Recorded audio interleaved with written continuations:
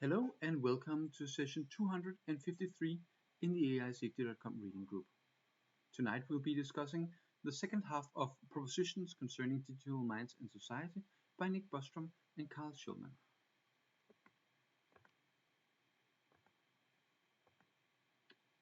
Hold on, can I do something with this window? For some reason the window seems stuck on Chris. Oh well. There, I think it's better now. Okay, great. So the future, this is work by the Future of Humanity Institute, where Nick Bostrom is the director and Carl Schulman one of the researchers. And we're of course reading the second half today. And since we read the first part, Nick Bostrom has actually commented on less wrong for the first time in like 14 years to clarify a few things about this. In particular, he is saying that this is the wreckage of an abandoned book project between Carl Schulman and Nick Bostrom. And that possibly explains, and he goes into details also about some of my thoughts about whether this is only relevant for a very narrow subset of futures, and why he thinks that's still valuable. That was of course good to see, but also he's saying that it's because other priorities have become more important, and I'm really looking forward to seeing what those are. So the first part of the second half is about AI-empowered social organization. And we start out actually not with the social entity being humans, but the social entity being AIs. AIs, of course, could be easily imagined to be able to coordinate a lot, in that you can literally copy agents, and that would give us a lot of predictability in their motivation and also uniformity. This, Bostrom warns, is only for non-indexical goals. And for the people who don't know what that is, it refers to things like who you are, where you are in the current time, I, now, and here. I think it's unlikely we're going to build a lot of AIs that strongly care about themselves, or like strongly care about the place they are. Like obviously if the United States is going to build a robot AI or something like that, then they would want that to be on the side of the United States, not the side of the country that they're currently in, because if the soldier moves to China, then they want it to not care about China but still care about the United States, right? I think indexical goals are quite unlikely. Also, I would say that just because you get predictability in motivation doesn't mean that you get very much of predictability in the actual execution, because it's going to be finding itself in different situations. There's some talk about how AIs will coordinate about not selling their own IP, and what do you do if an AI does something wrong? You can't really punish it, so you might want to target the goals or the creators of the AI. Whether it's an advantage of not caring about yourself in war, that could be plausible. And it will eventually become possible for a principal to have highly aligned agents. And that's of course true, with under the assumption that you actually solve the alignment problem, which seems to be the key unexplored background assumption of this work. Current communications protocols could be undermined by AI by collusion or deception. That's a point many people have made, and it's really interesting. And I think in particular this is a thing that could happen before we get really strong AGI. We could see things like captchas being broken in general. Ernie Davis has a concept of info apocalypse, and the sooner this can happen, the more dramatic the implications could be, and the more we could do in advance about this. Bostrom and Schulman have a nice analysis that's based on levels of coordination, and the two levels they mention are states at the high level, and at the lower levels corporations, and also criminal enterprises and things like that. I think in fact this analysis is really good, and something that could be expanded, because there are obviously more than two levels in society. It would be easy to have like an individual level, and then something like corporations, and something like states, and then supernatural at the highest, supranational at the highest level. And one of the insights they have is that strong coordination at one level could reduce coordination at the other levels. So if you have a really strong state, that would mean that the coordination and in particular the power at corporate level might be lower and reverse. So these four levels are to some extent in contrast to each other. We could see things like criminal conspiracies become easier or harder. We could see more partisan things logging in. Organizations should probably be expected to be more effective because we don't have so much of the principal agent problem. We have treaty bots on the state level and supranational level that could be very interesting and could also happen at lower levels. We could see despots being immune to overthrow and thus more likely to go to war, perhaps. But we could also see some war-preventing organizations like the United Nations become stronger. And they are indeed suggesting that some super organizations may even be robust to the action of states. So I think it's really interesting to look at these four levels and try to predict which of these are going to be stronger by AI coordination. Right now, my intuition of these four levels is that there is a lot of power on the state level. But AI technology is mostly held in large corporations that are subject to state power, but do in fact have a lot of power themselves. So that would be another expectations. Individual humans would be, in my analysis, more likely to miss out on this. A single human can't really benefit from coordination and of course can have better epistemics, but there's much less to gain from better AI for an individual humans than for like a state, unfortunately. Treaty bots was something we talked very briefly about last time. The idea that you can have two parties that work together on building an artificial intelligence that acts as an enforcer of some kind of treaty and is able to adjudicate in very complex situations. Perhaps built by the least intellectually capable AI and verified by the strongest, to make it harder to have like backdoors in the treaty bots.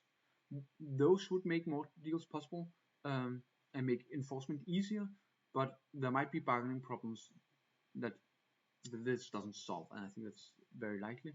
And but we could also see this combined. This would make it easier from an epistemic level to solve problems that are related to bias or poor reasoning, because you could just outsource that to the treaty bot. You could make the treaty bot immune to extortion and things like that. That would be really nice. But the thing that's somewhat missing here in my mind in this analysis is the idea that AIs can merge. Like good old-fashioned AI can merge by just adding their utility functions with some factor, and I think that's probably also something that's going to be possible for AIs without an explicit utility function. Depending on how much they know about their reward function, but I think that sounds very likely, and that is something I expect to have a dramatic real-life effect, where I expect treaty bots to be very unlikely to be something that happens. Next part is about satisfying multiple values, which is something we currently in the world are not doing a great job of, but it's possible that digital minds would in fact do better. So the key thing that Bostrom is talking about here is distribution of resources between AIs and humans, existing humans, where the AIs might in fact have be either super beneficiaries or super patients. Bostrom asks us to consider three possible policies. The first assigns 100% of resources to humans and none to AIs. The second assigns it all to super beneficiaries, that would be super intelligences in practice. And the last assigns 1 in 10,000 to humans and the rest to AI. If we have to choose between policies, and if in fact there is a policy that increases the probability of outcome C but decreases the probability of A and B, then Bostrom has a long list of reasons why we would in fact want to follow that policy. And I have to ask very laconically if, because it is not clear to me that such actions exist, and I can't immediately consider any that would really work for that. So I think that's like it's no good to just suggest this would be nice without any concrete idea about how you would go about this. Zach M. Davis has written a comment on this, maybe even a reply on this wrong, where he adds that if you substitute paper clips instead of super beneficiaries, then the analysis works almost as well. Now, only getting 1 in 10,000 sounds really bad, but we need to remember that the cosmic endowment is really large, and we could in fact see dramatically increased resources. And total utilitarianism holds that it matters how much is created or how long time, how much total utility is created. And in fact, that is only something that matters for like faraway galaxies in the distant future. And I think, in fact, really far away galaxies in the really distant future would be all that is required for this, except for practical purposes. And finally, Bostrom suggests we should promote cooperation and compromise over conflict in development, deployment, and among AIs. And that's the kind of thing that sounds really nice and feel good, and also not practical at all. Like without any concrete action to point at, like how do we in fact make sure the AIs promote cooperation and compromise? We need to have some ideas about how to go about that. Going a bit deeper into how to distribute resources, Bostrom suggests that we give at least everybody a fantastically good life, and if possible, we should each have like 1 in 10 to the 15th of all available resources. That would be plenty for each person. And humans, like before he said 1 in 10,000, but 10% broadly based seems a bit more realistic, like something that people could accept to some point. And maybe also give 1% to dead people. They could have some legal claims, and animals might also get like some, perhaps that percent, perhaps less. Great weight should be put on reducing suffering, especially severe suffering.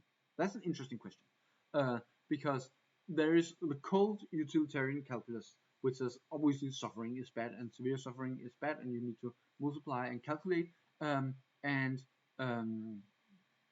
still, like the current world is pretty good, even though some percentage of people are living like in favelas and things like that in moderately bad conditions. Like how bad is that actually? It's unclear to me whether Bostrom has anything in specific in mind here, or he's just saying we should obviously try to reduce suffering, because obviously. Also suggesting that a lot of values should have influence on the future, including religious. And finally, superintelligences should be made and be allowed to play a major role in shaping the future. I think that is not at all obvious. I think it, of course, depends on to what extent we are able to solve the alignment problem. Are we able to implement our coherent extrapolated volition? But if we are that, then are superintelligences really something that should decide the future to a large extent? That's not at all clear to me. I'm open to being convinced, but Bostrom needs to actually make an argument why this is the case. Mental malleability, persuasion, and login. We'll again start by looking at things that are only related to AIs. And of course, AIs could potentially be really mentally malleable in the sense that you could just directly override their utility function. And that's of course also why, while this is possible in theory, it's also something that the AIs would not like, so they have the convergent instrumental desire to protect their utility function. We could imagine that AIs, because they could be copied, then you could make some very strong experiments to figure out what are their vulnerabilities, how can you hack into them, both like on a technical level and from a psychological point of view. I think it's somewhat more scary to envision this happening to biological humans, where this would totally also work with sufficiently high fidelity simulations of humans. And then another advantage is that the hardware might be very easy to overtake in a way that in war currently it's not that easy to overtake all the hardware. There are also potential benefits of this, not just of how easy it is to change, but also how easy it might be to protect minds from changing. Like, obviously human minds and human-like minds are not always perfectly consistent. Sometimes we give in to temptation, and that's something that digital minds might be stopped from. Digital minds can make really stable promises and commitments, and if you have a mind that's valuable for some reason, either for moral reasons or practical reasons, then you can duplicate them. That's also an advantage. As for modification, one of the ways you could modify a digital mind is to develop greater virtue in it. Would it be interesting to hear a virtue ethicist what they would think about that, if it's permissible or required to just, if you are able to change your virtue with like just screwing on a knob, if you're required to do that, you could have much more well-being, capacity to enjoy life and withstand adversity, and if you find a new need of some kind, then might be very easy to make a mind that fits into that perfectly. There are some pitfalls. One of the pitfalls with the mental malleability is that we might make some choices that we don't want to get out of. In particular, I feel that there's a reason why we should expect that we actually might not be able to make some of these choices deliberately. We could imagine that ruthless competition would force AIs to adopt certain values that would not be possible to change, not so much for practical reasons, but for reasons of competition, but also from there just being like hard-coded in. We could see predictive errors that we would be unwilling to correct. We might see social pressure to commit 100% to something. We might see new kind of crime arise that could potentially be very dangerous, and we might see coercion by governments to instill loyalty. I think among those 4 or 5 problems, the last one is very different, in that, sure, criminals attaining more power would be like a pitfall, but the problem of governments trying to instill loyalty and force that, I think that's what the Chinese government is trying to do right now, and it's not so much like a pitfall to avoid that the Chinese government will do that, but it's like trying to navigate a very strange path where the Chinese government end up not being successful in this if they get strong AI. Because I think it's very, very, very clear that if the Chinese government had the option to instill loyalty by coercive means, they would totally take that option. There would be changes for epistemology. Bostrom has a nice metaphor with an epistemic prothesis, and I think this is it's an interesting idea, like almost like Neuralink, but instead of moving an arm, you get probabilities out of that. And I would imagine that in a world where we have super intelligence, then forecasting the consequences of an action is really difficult, and we might really need such an epistemic prosthesis. So here, my idea for a very limited epistemic prosthesis would be to build an AGI that persuasively shows that building unaligned AGI is not in our interest. And if we do that in a sufficiently narrow fashion, for instance, requiring that it can only say true things or perhaps not even be an AGI, that would be an example where we would see the epistemic prothesis just going in one very narrow direction. Whether that would be a good pivotal act, I'm not sure. We've discussed this previously and before, and I estimated at least 80% probability that that would not end well.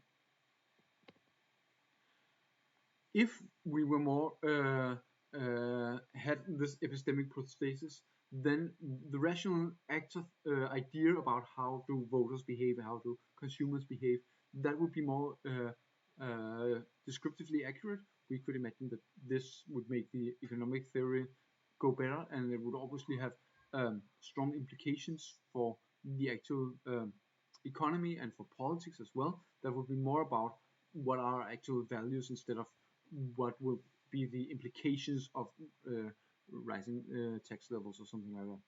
That could also mean that politicians would address policy more than perceptions if we were at a higher epistemic level. But on the other hand, dangerous knowledge, info hazards, etc. Would become more widely available. So, could we have a not just high epistemic levels at the individual level, but in fact reach a high quality epistemic consensus? Well, in order to do that, we first need to ensure that the superintelligence are telling us, in fact, the truth and are being honest and objective. And that seems really difficult. That requires solving the full alignment problem, and that's much more difficult than the pivotal act I described previously. And of course, the next question is, how will humans verify that? That's going to be really hard. Maybe experts will have a chance of doing that, and in that case, we will be able to we will need to trust the verifiers. Most people couldn't do that, but if they trust someone who trusts someone who, then, I mean, that's how a lot of things work. Like, that's why I trust my computer mostly. And I think that is something that would work in practice. What would be the consequences? We would probably see less war. I think that's an interesting case. You could argue that war is primarily caused by bad epistemics. I would be open to that argument. Bostrom is not really making it, and I don't think it really belongs there. I could certainly see a consequence being less war. Politics would be nicer in like many ways. We could have better treaties. We may even resolve questions of ethics, religion, and politics by a superintelligence. Like, you can imagine asking a superintelligence, does God exist? And if everybody agrees that the superintelligence is just right, then people might update on that.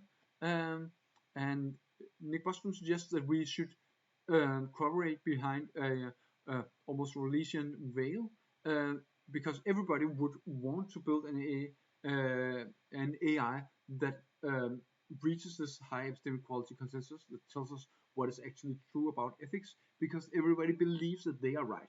So obviously, like, Christians would want an AI to tell unambiguously whether God exists because they believe it. So in their expectation, it would be positive, and atheists would also want the same thing.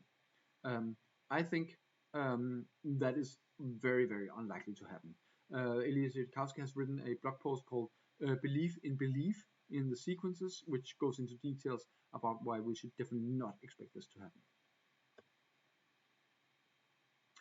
Another epistemic problem would be disinformation, because it's not just that the humans, if we solve the alignment problem perfectly, sure, we could get that, but we could also get powerful AIs that persuade us. For instance, one of the things we need to figure out here is searching for the truth. Is it easier for an AI to convince us of the truth than to convince us of something false? Like, that's one of the things they've investigated in the AI safety via debate research agenda. In general, is truth-telling asymmetric, as in Scott Alexander's Guided by the Beauty of Our Weapons? I think certainly some info hazards seem strongly possible. I would expect that sufficiently strong AGI would in fact be able to persuade us of just about anything. We could even see basilisks. I think it's an open question whether explicit basilisks exist. like Rocco suggested one that was clearly not a basilisk, but we don't know if those actually exist. And if they do, then we need to have some kind of AI filter to avoid seeing that. We might, sure,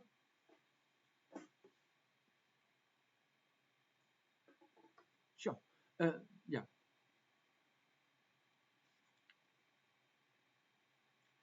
okay, sure. Basilisks is a concept introduced in an old science fiction novel that which name eludes me. Um, and the idea is a basilisk is a series of images or text relatively compressed, which has an extremely strong effect on the people who read it. Kind of like a meme, but just way stronger. So something that is like, imagine you see a picture and that literally drives you insane, or you see a picture and that literally changes your political observation from being a communist to being an anarchist or something like that. This kind of extremely strong persuasive weapon, which Rocco suggested a short argument where just being exposed to that argument, it was claimed would make you want to build an unaligned AGI, and he suggested that this very short argument, and I think like no one was actually convinced of this, so it was obviously not this kind of short argument that is so powerful that it can convince someone of something.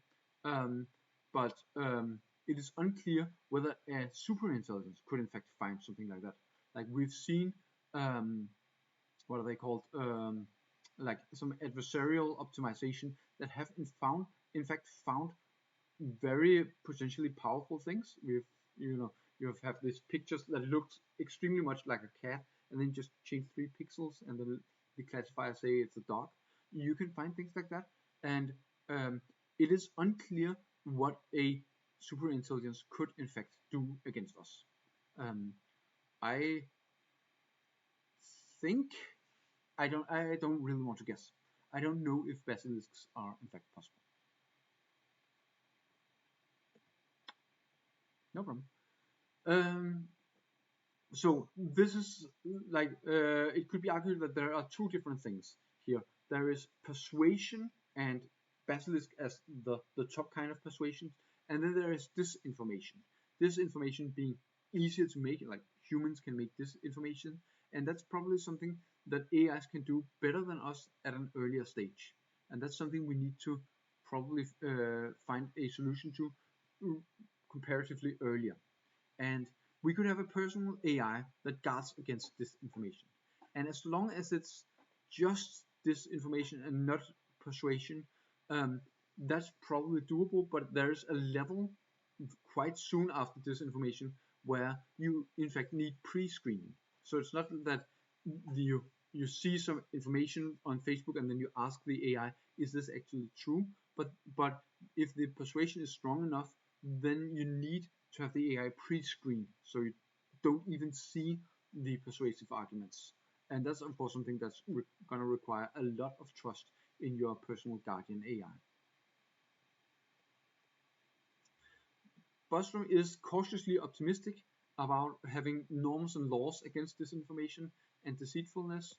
I think like we do have right now norms and laws against disinformation. Do they work?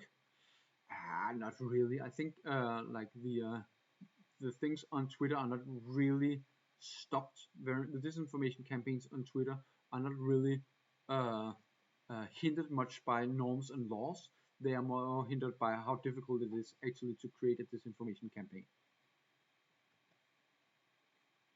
Bostrom has another interesting idea here that privacy is not actually related to disinformation, but privacy could be very much hindered by powerful AI, in that powerful AI would be able to simulate you sufficiently to discover things about you that you wouldn't want others to know. I could imagine that it's quite feasible to find people's, like a super intelligence could totally figure out my sexual orientation just based on this video or something like that. And to my mind, this problem is actually very much the same problem as mind crime. Like the way you need to solve this is to have strong guards against what's going on inside an AI that's working with your data. So to my mind, these are two parts of the same problem, really. And the problem of mind crime is a hard problem. Finally, we get to two part. Yes. Yeah. Yeah. Yeah. So the classic mind crime problem is, let's say, an AI wants to extort you, and the way an AI could extort you is to say it has created a perfect simulation of you, and it is being really mean to that perfect simulation of you. Then you would probably really want that to stop, because it's if the simulation is literally perfect, then that's to some extent, depending on your view, this could be just as bad as torturing you, basically. So that would be an example of mind crime. We could also have mind crimes that happen, not for reasons of extortion, but just for reasons of sadism. It's possible that a sadist would just create a huge number of minds and torture them, and that's something that seems very bad, and bad enough that it would be required to take strong actions to prevent mind crime from happening. And no problem. So, what about the current AI systems, and what should we, what are their moral status, and what should we do? What, if anything, should we do about them? So, are existing AI systems in fact conscious? We talked about that at some length last time, and I think the paper should really have been structured better in that this all the thought about whether AIs are conscious, can be conscious, and what are the requirements for a theory of consciousness should have been moved together, because I won't go very much in depth about this. Bostrom has an argument, a long argument, why we should assign at least a little probability to current AI systems having some kind of moral status. And I've actually, reading this and reading some more, I think I've updated substantially. I think there is a substantial probability that current AI systems are in fact have moral status. This is also based on this lambda, not very much on this specific case, but just by everything people wrote about that at that time. So I think actually current AI systems certainly might have moral status, and since I think this, it follows that I think other people will be convinced about this. Not most, far from most, of course. But I think a lot of people are going to really start questioning whether the AIs have some kind of moral status in the medium term. The question is also like, will there be a medium term? But let's move that aside for now. What I more care about is, how does this affect AI safety?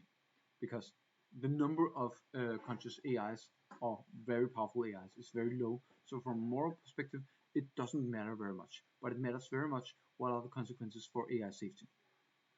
You can imagine moral status implying that they should have self-determination. That seems like a very clear step in the wrong direction. An AI might have a right to privacy. That would make interoperability research a lot harder.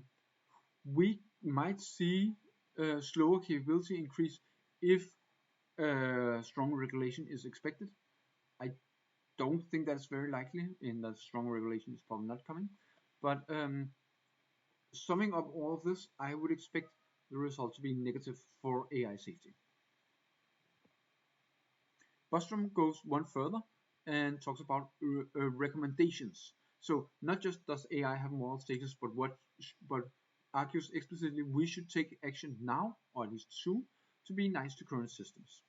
So similar to what we do for animals, and we should do more research into AI sentience, we might have great benefits of starting a pilot project early we should preserve the AIs for the future. That's actually the first time I've heard about that, and I think that's a really good part of this paper. If we can identify what is suffering, what is the hedonic set point, then avoiding that seems like a good idea. It might be an advantage to already now have people in large AI organizations who are responsible for the welfare of digital minds, and eventually we should want government regulations to be developed. Is this in fact a good idea? I think I come down quite strongly on the no side, because there is a very real opportunity cost in doing all this. And the people who would be doing this are mostly people who would otherwise be working on AI safety. That's on the researcher level, it's on the activist level, and it's on the goodwill level. Goodwill both towards government and towards AI organizations. One easy place you could point would be to Bostrom himself, because I would much rather that Bostrom wrote a new edition of Superintelligence than wrote this paper. And who knows, that might be exactly what he's doing. I don't have any inside information. So I expect that taking actions now towards the moral status of existing AIs would have a negative effect on AI safety. Bostrom also has a neat idea that I just couldn't pass by, and that's the idea that having, like, in training you have a certain amount of reward, and then when you deploy it, then you just increase all the reward by like a fixed amount or fixed percentage or something like that. So the deployment is actually better than expected. I thought that was really cute. It's not clear to me at all that this would be a bad thing and wouldn't cost very much. I think AIs that are trained in that way would behave certainly less predictable, and perhaps there would also be other consequences for alignment that you'd need to think about. But it's certainly a nice thought.